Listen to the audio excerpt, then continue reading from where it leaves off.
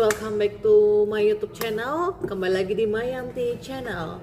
Jadi sudah sekian lama, berapa minggu ini aku lagi absen upload video-video terbaru di YouTube karena ada beberapa hal yang harus aku kerjakan dulu, dan sampai akhirnya kerjaan itu udah selesai dan kembali lagi kita upload video di YouTube ya.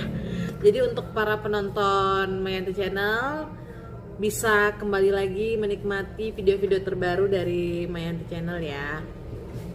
Jadi dalam video ini aku akan mengangkat dari kisah horor yang dialami oleh salah satu perempuan yang berada di tanah Jawa, yang dimana perempuan ini merasakan hal-hal gaib yang ada pada dirinya, dan itu baru dia ketahui pada saat perempuan ini mulai ikut di organisasi keagamaan. Bagaimana ceritanya? Ditonton videonya. Check this out.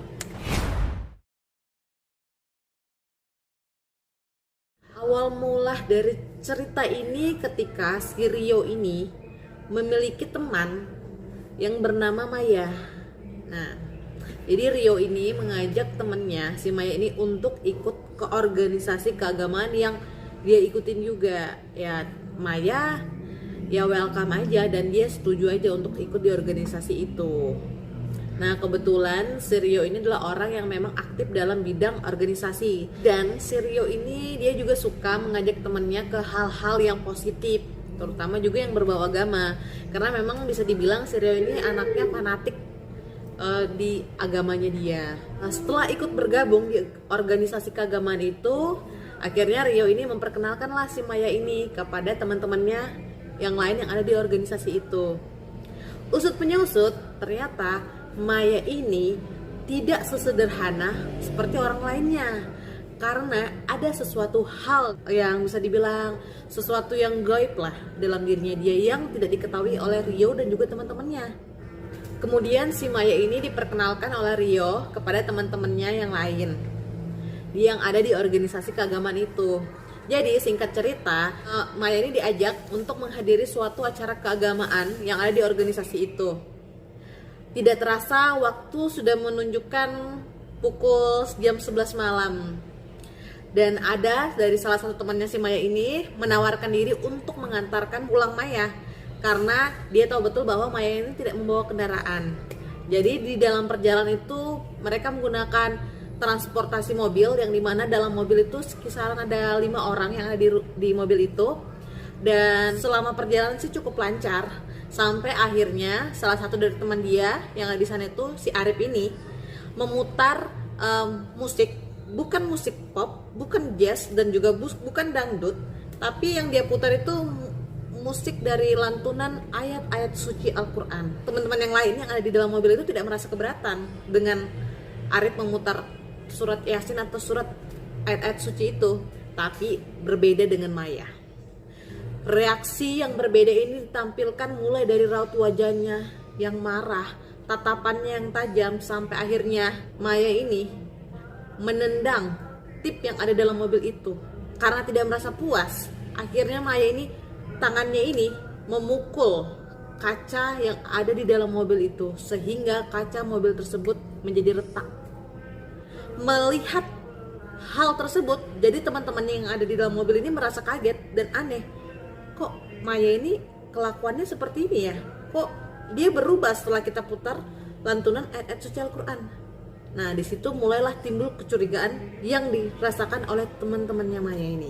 Setelah kejadian yang tadi malam, akhirnya beberapa hari keesokan harinya itu teman-temannya ini saling berunding. Mereka saling membicarakan apa yang terjadi pada malam itu, dan akhirnya mereka memberikan kesimpulan bahwa ada sesuatu hal atau bisa dibilang gangguan, bukan gangguan seperti biasa ya, bisa dibilang gangguan gaib yang terjadi dalam diri Maya ini.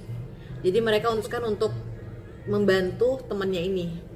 Setelah apa yang terjadi pada malam itu, jadi membuat teman-temannya Maya itu mereka melakukan perundingan, membahas apa yang terjadi, dan dari situlah mereka semua ini baru tahu bahwa dalam diri Maya itu terdapat gangguan gaib. Bisa dibilang gangguan itu diduga bisa terjadi karena ritual-ritual gaib yang biasanya dilakukan, dan itu dapat membuat cara hidupnya dia itu menjadi berubah total. Jadi bisa dibilang nggak beres lah secara rata-rata. Ada salah satu patuah yang di dalam organisasi itu mengatakan bahwa anak ini sudah berada dalam lingkaran setan. Mendengar hal itu, teman-teman Maya ini berpikir bahwa Maya ini harus dibantu, dia itu harus ditolong. Jadi Arif ini memberitahu si Rio. Rio pun mulai menjalin komunikasi melalui via telepon kepada Maya dengan tujuan untuk mengajak Maya ini untuk datang di suatu acara yang mana memang acara itu memang diperuntukkan buat Maya ini. Ini komunikasi terjalin antara Rio dan juga Maya. Check this out. Assalamualaikum. Waalaikumsalam. Kenapa bang nelpon? Kamu di mana dek sekarang? Di rumah bang. Kalau nggak sibuk, bisa nggak ke tempat abang sekarang? Di Jalan Rahmat, di gang. Di sini kita pada ngumpul semua. Oke bang, tunggu 40 menitan ya bang. Adik siap-siap dulu. Iya dek, abang tunggu ya. Kurang lebih 1,5 jam si Rio ini menunggu kehadiran Maya, tapi tidak ada tanda-tanda kehadiran Maya. Akhirnya Rio ini memutuskan untuk menelpon kembali si Maya ini. Assalamualaikum, kamu di mana dek? Ini aku di luar bang. Di mana? Kok abang nggak lihat? Mendengar hal itu ya si Rio ini mencoba untuk menjelaskan ulang kembali secara detail alamatnya dia. Dia pikir saat itu si Maya ini bisa dibilang ya salah alamat atau kesasar. Adik udah di sana loh bang. Kok abang nggak lihat ya? Di sela-sela telepon itu, si Rio ini tersadar jika yang datang ke situ adalah gaibnya, bukan si Maya. Artinya yang gaib ini bisa dibilang makhluk gaib yang nempel di badan Maya ini. Ya itulah yang datang ke alamat yang Rio berikan. Di antara sadar nggak sadar, posisinya ya menurut si Maya ya dia itu udah di situ, padahal menurut Rio ya dia itu belum datang. Dengan nada yang kesal, Rio ini berbicara bahwa Kamu nggak mau kesini? Sekarang kamu kesini ya? setelah berbicara seperti itu, tiba-tiba terdengar suara seperti meletus ya. Tiba-tiba handphone yang dipegang oleh Rio ini yang mengarah ke telinganya itu menjadi panas. Dan hawa itu sudah berubah menjadi hawa panas, bisa dibilang hawa jin. Dan itu dirasakan sampai dengan teman-temannya Rio yang di dalam rumah itu juga merasakan hawa jin yang sangat kuat. Tiba-tiba Maya ini ketawa. Kamu bohongin aku ya? Kamu ambil temanku.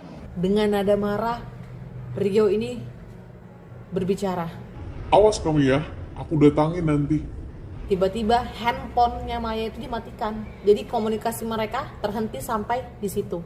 Setelah kejadian itu, akhirnya Rio bersama teman-temannya lain yang ada di dalam rumah itu saling berunding lagi, membicarakan hal yang barusan terjadi. Akhirnya mereka mengambil kesimpulan bahwa mereka malam itu harus datang ke rumah Maya. Jadi beberapa orang ini ya dan juga petuah dari organisasi mereka itu datang ke rumah Maya. Di situ mereka sudah tepat berada di depan rumah Maya. Ternyata di dalam rumah itu ada beberapa orang yang kurang lebih 4 atau 5 orang termasuk Maya. Tapi sayangnya saat itu Maya tidak mau keluar. Sampai akhirnya 1 jam, 2 jam, 3 jam Rio dan teman-temannya ini menunggu di luar. Akhirnya Maya pun mau keluar. Setelah Maya ini keluar, akhirnya mereka duduk bersama. Dan kalian tahu kondisinya Maya saat itu, matanya itu menatap tajam ke arah Rio. Dengan tatapan sinis, ada suara yang keluar. Kamu ya yang ngebawa mereka di sini. Iya, kenapa? Dijawab juga oleh Rio. Dibalesin juga tatapan Rio juga, ini tatapan yang tajam ke Maya. Dalam hatinya si Rio ini ya, emang kamu aja yang setan, aku juga setan. Jadi bilang ya, kita sama-sama setan. Mulailah pembicaraan ya dengan Maya dan juga orang tuanya si Maya ini di rumah itu. Dan ada dari salah satu petua dari sana ya, bisa dibilang Pak Imam lah ya. Pak Imam sana ngomong sama orang tuanya Maya bahwa anak bapak dan ibu ini ada sesuatu hal yang berhubungan dengan gaib yang bisa merusak anak bapak dan ibu ini. Jadi gimana? Apakah bapak dan ibu ini bersedia apabila anak bapak ibu ini kita obati? Mendengar hal itu ya orang tua Maya ini ya merasa anaknya mereka ini ya baik-baik aja, nggak ada masalah, anaknya sehat, normal seperti anak yang pada umumnya. Tapi itu kan menurut bapak dan ibunya ya, karena kan mereka ini yang ada di organisasi ini kan sudah tahu betul setelah melihat reaksi Maya yang di dalam mobil itu. Tapi ya ibunya juga bapak dan ibunya tidak keras dengan menolak penolakannya itu, tapi mereka enggan karena menurut mereka ya anaknya itu tidak ada masalah. Dan dari sinilah teman-teman si Maya ini mulai berpikir dan mencari cara untuk dapat meyakinkan dan membuktikan kepada orang tua Maya ini bahwa si Maya ini ada yang sesuatu yang gaib yang bisa dibilang mengganggu dalam dirinya. Bagaimana Rio dan teman-temannya bisa mendapatkan bukti itu? Apakah bisa meyakinkan orang tua Maya? Ditonton terus part selanjutnya. Sekian dulu dalam video ini. Terima kasih sudah menonton. Sampai jumpa lagi. Bye-bye. Subscribe.